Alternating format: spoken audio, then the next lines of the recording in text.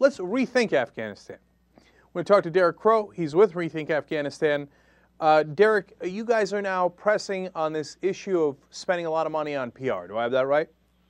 Absolutely. The Pentagon spending hundreds of millions of dollars to do what they call public relations here in the United States, which is a slice of a much larger pot of money that's being used to sell the war in Afghanistan. And I think all of your viewers and listeners are probably fully aware of the PR blitz that's happening right now to try to shore up flagging support for the war in Afghanistan. Absolutely. But let's do this first. Let's show a video that you guys have put together, and we'll come back and talk about the exact numbers. So here's a Rethink Afghanistan video. And the new NBC News Wall Street Journal poll shows just how badly the American people have turned against the war in Afghanistan. 68% of those polled now say they think the war will not end successfully.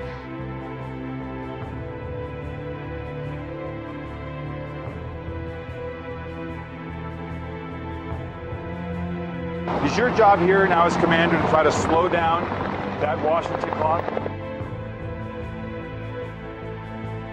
I think our job is, again, to show those in Washington that there is progress being made.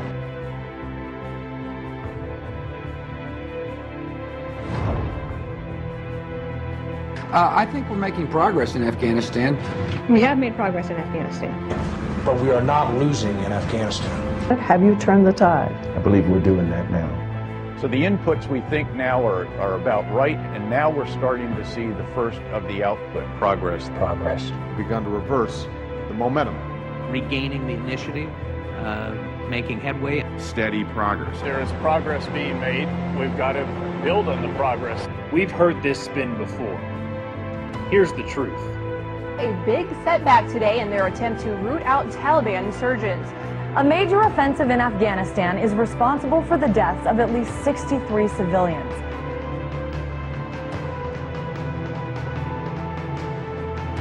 The Taliban is increasing its reach, its capabilities, and popularity. May 2010, more than 1,100 IED incidents, and that compares to May of last year, just over 500. Again, a doubling of the violence.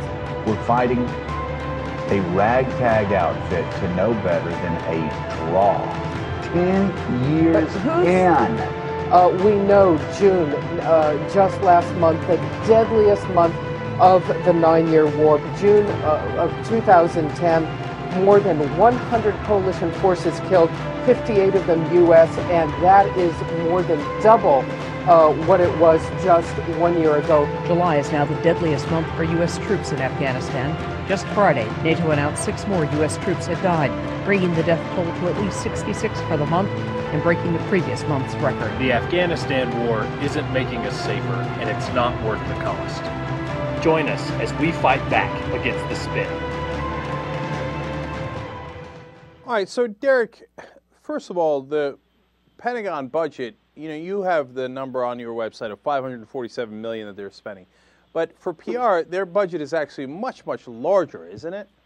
Absolutely. The number we use, we tried to be as narrow as possible in just the stuff that they spent on public affairs, specifically targeting the United States, and that's $547 million. But there's this entire effort that's much more comprehensive that also includes targeting of foreign audiences and on recruitment and advertising, and that totals as much as $4.7 billion, and that was last year. And that spending has been on a very sharp upward swing over the last couple of years. Yeah, to give people some perspective here, over the last 5 years, that spending has grown at the Pentagon by 63%. And the number of people that work in public relations, advertising, and recruitment for the Pentagon is 27,000 people. That's almost the same amount of people that work in the entire State Department. So these are gigantic numbers. But and the $547 million is definitely understating it, because there's another $2.1 billion that goes into personnel, and that personnel is being used in spending that $547 million. So absolutely, and those folks are doing things like scheduling General Petraeus for 5,000 interviews this week to try to sell a war that's not making it safer. All right, so again, I know the numbers can start to get a little confusing, people. Let me just break it down a little bit more for everybody so they understand. about $1.6 billion goes into recruitment and advertising. And you could make an argument for that. You got to recruit, et cetera, right? Another $547 million, that the one Derek's talking about here, goes into public affairs for an American audience. And $489 million goes for psychological operations, which target foreign audiences. And then you've got the $2.1 billion for staffing for all of those things, right? So that $547 million definitely understates it because it does not include staffing. But two things I get out of that, Derek. Number one, we're spending more money on psychological operations in the U.S. than we are for foreign audiences. How much does that make sense if this is about the war and winning the hearts and minds? Well, understand that General Petraeus has in his mind the idea that the most important battle right now is the American opinion about the war. And that's why you're seeing him do things like David Gregory's Meet the Press and say the word progress more than 15 times in an interview. Because they understand that support for this war has fallen through the floor, and that they're trying to do everything possible to extend this war because they're realizing they're not going to achieve all the things they said they could achieve with military force.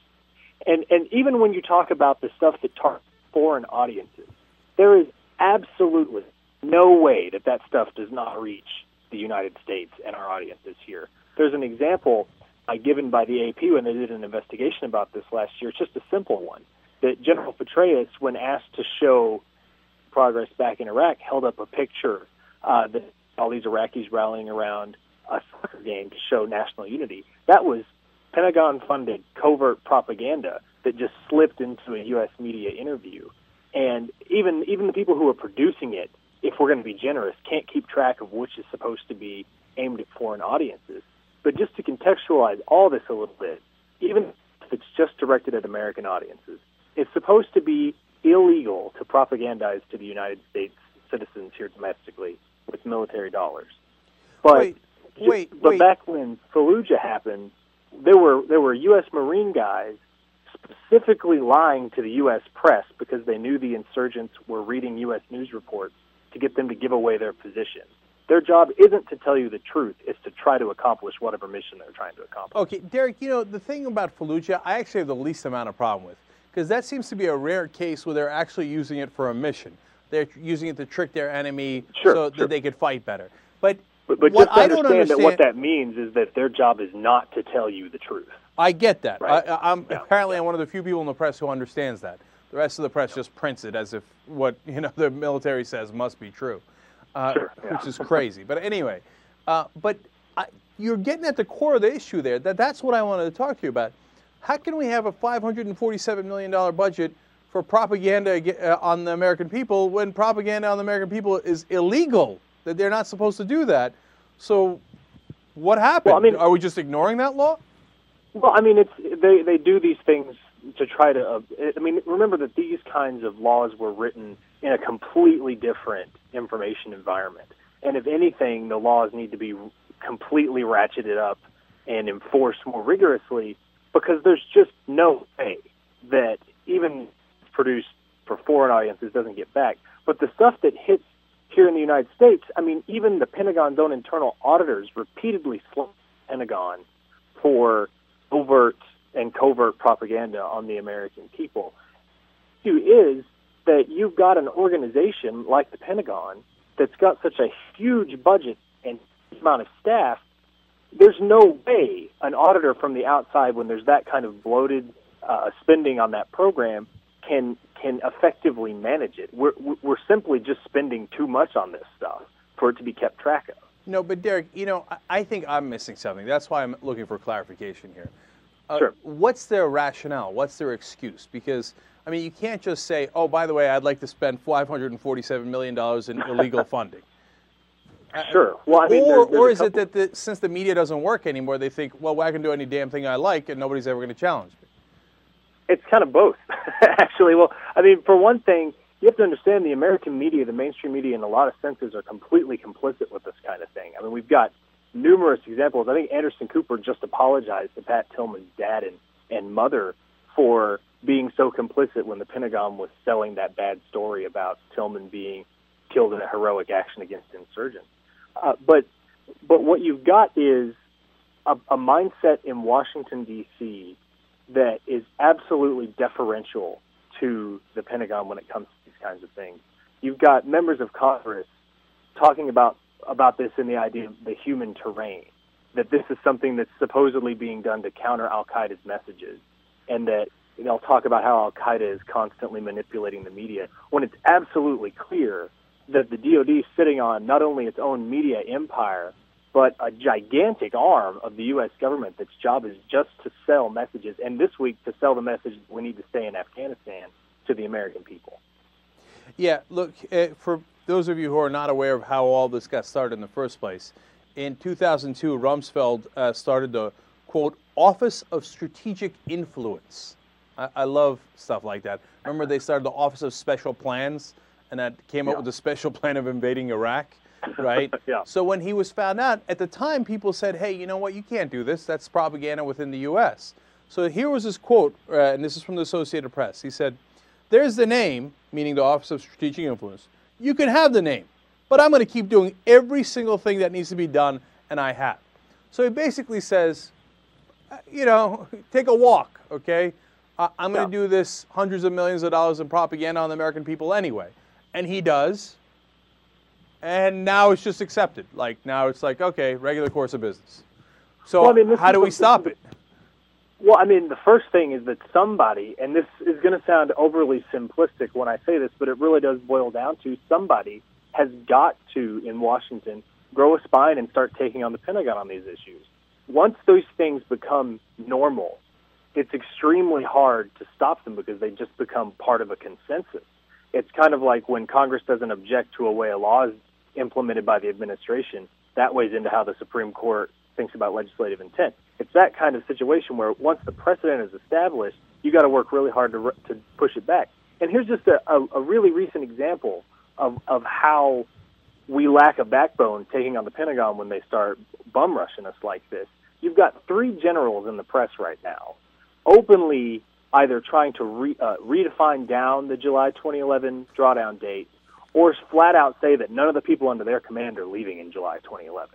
You've got Petraeus, Caldwell, and Conway all out in the press being very overt that they just don't think that July 2011 date means much to them. And you've heard almost complete silence from the administration. Now, if something as simple as that, a senior officer in the press overtly challenging the administration on their interpretation of what the rules are going to be in Afghanistan, if we can't call them on that, it's going to be very hard to call them on things like covert news releases sent out of an airbase in San Antonio to all these local press shops without identifiers on them that they're coming from military propaganda shops. Yeah, it's maddening, man. Look, I go back to it all the time. If only we had elected a president who promised to change all this. I know, right? You know, because exactly. Here's what you can do. I mean, we can do very little, but you guys are trying hard, and I appreciate that. And by the way, you can go and help on rethinkafghanistan.com.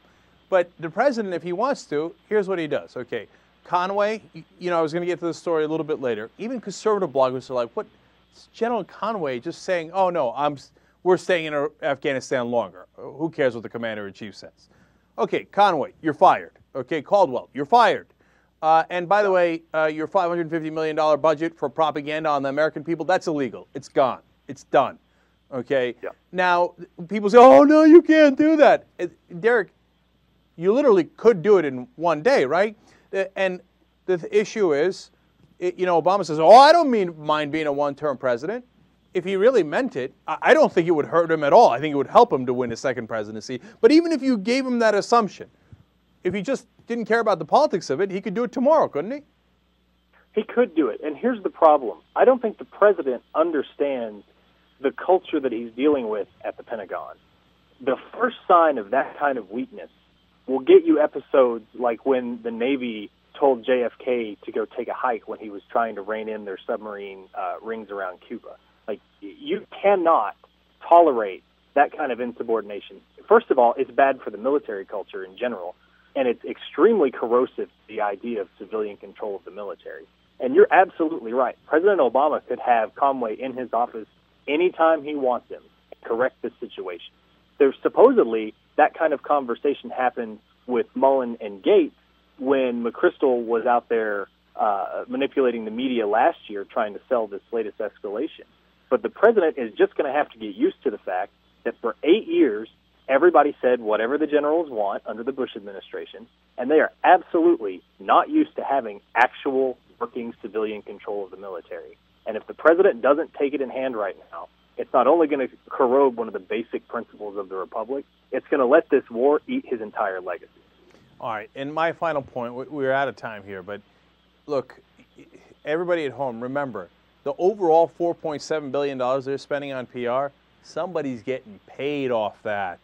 None of this is a coincidence. There are a lot of people who have a lot of money invested in this, meaning they're going to get a lot of money out of it. I know those are the powers that he has to fight, but if you're the president, that's a unique opportunity to take on that fight. You know, that's why we elected you. So absolutely, and it's nothing but a political win. In this environment, when we're tired of seeing all these fat cats walk off with all our money, a lot of taxpayer money, there's nothing but a political win in taking on the people who are basically getting paid to then sell us the war that gets them paid.